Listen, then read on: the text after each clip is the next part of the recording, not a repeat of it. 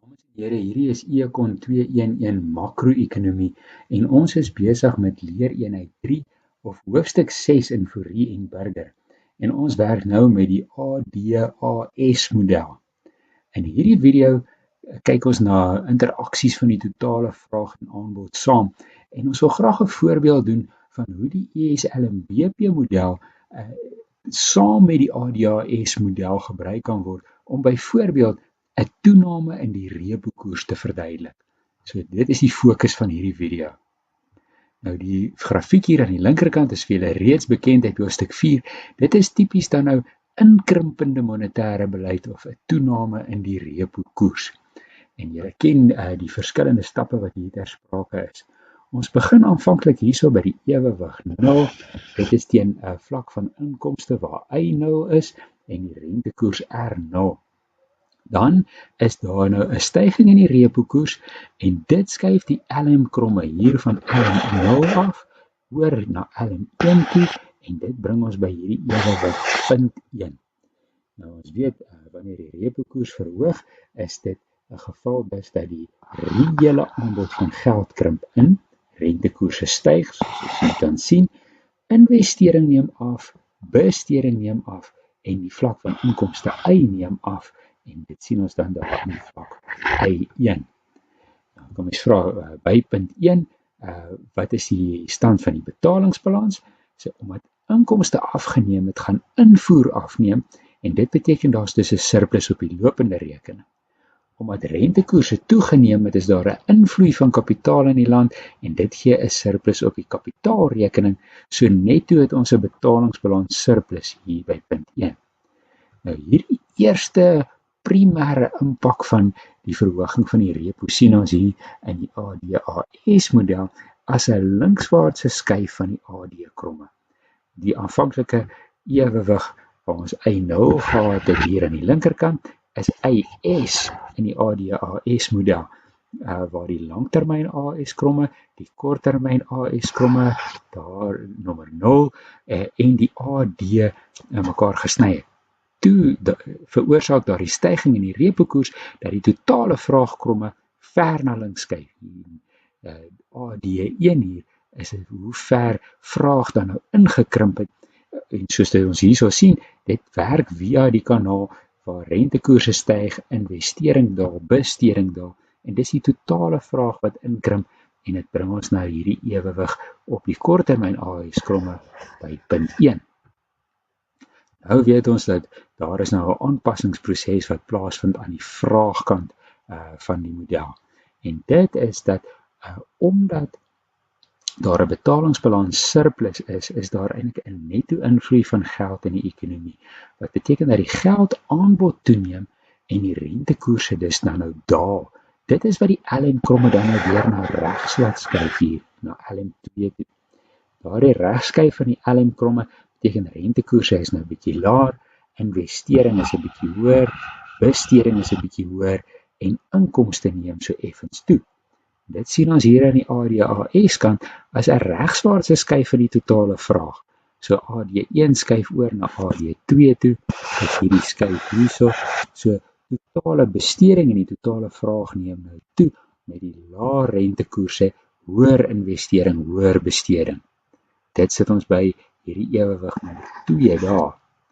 Nou weet ons dat by nommer 2 het ons nou nog nie 'n ewewig nie, want ons lê nog links en bokant die BP-kromme. Die surplus op die betalingsbalans het nou kleiner geword, omdat inkomste toeneem, gaan invoer toeneem en dus op die lopende rekening is die surplus kleiner. En omdat rentekoerse laer is, gaan die kapitaal uitvloei en dis die surplus op die finansiële rekening is bietjie kleiner. So die hele betalingsbalans surplus is kleiner, maar nog steeds in surplus, want ons lê links van hierdie BP0-kromme en hier bokant om by punt 2. Dan die volgende aanpassingsstap is dan natuurlik via die wisselkoers. Omdat daar hierdie invloei van geld is en 'n betalingsbalans surplus, is daar 'n oormaat vraag na rand wat die rand wat appresieer. Uitvoer neem af, invoer neem toe en dit natuurlik het dan nou die twee effekte. Daardie toename in invoer en afname in uitvoer skuif die IS-kromme. Die IS-kromme skuif nou hier na links en ons sien dit ook hier in terme van die AD-kromme. Die AD krimp weer in en skuif na links.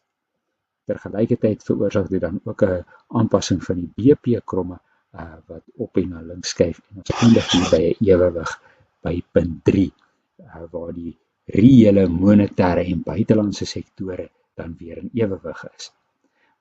Presies omdat dit die tekortkoming van ons model is en dit ons hier by punt 3 los en ons weet nog nie wat het aan die aanbodkant gebeur nie, kan die ADAS vir ons die storie voltooi. By punt 3 kan ons sien dat die prysvlak is nou laer, die heersende pryse, as wat die oorspronklike verwagte pryse P0 was.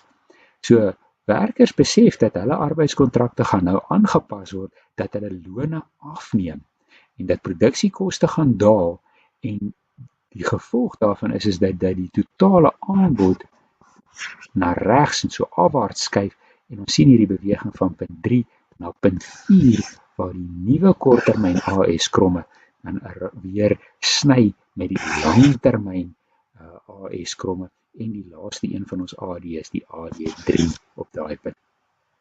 So wat is die netto impak hiervan is dat aanvanklik kan inkrimpende monetêre beleid het dan nou hier aan die vraagkant lei dit tot 'n inkrimping van Y en dan word ewewig tussen reëel monetêre en buitelandse sektore op die ou end hier herstel teen 'n laer vlak van Y en 'n hoër rentekoers as die oorspronklike een.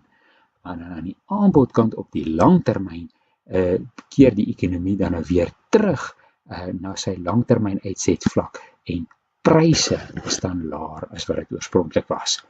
So as die idee van inkrimpende monetêre beleid is om inflasie onder beheer te bring, dan demonstreer hierdie twee grafieke presies hoe dit sou werk. Deur die hoër rentekoers, deur die korter termyn inkrimping van Y en die langtermyn terugkeer na die strukturele ewewig wel teen 'n laer prys. So die resessie aan hierdie kant druk op die eind pryse af op die langtermyn voor ons terugkom daar. So die lesse vir die beleidsmakers hieruit is dat enige toename in besteding lei gewoonlik tot hoër pryse as mens uitbreidende beleid volg. En volgehoue of herhaaldelike toenames in besteding gaan lei tot inflasie.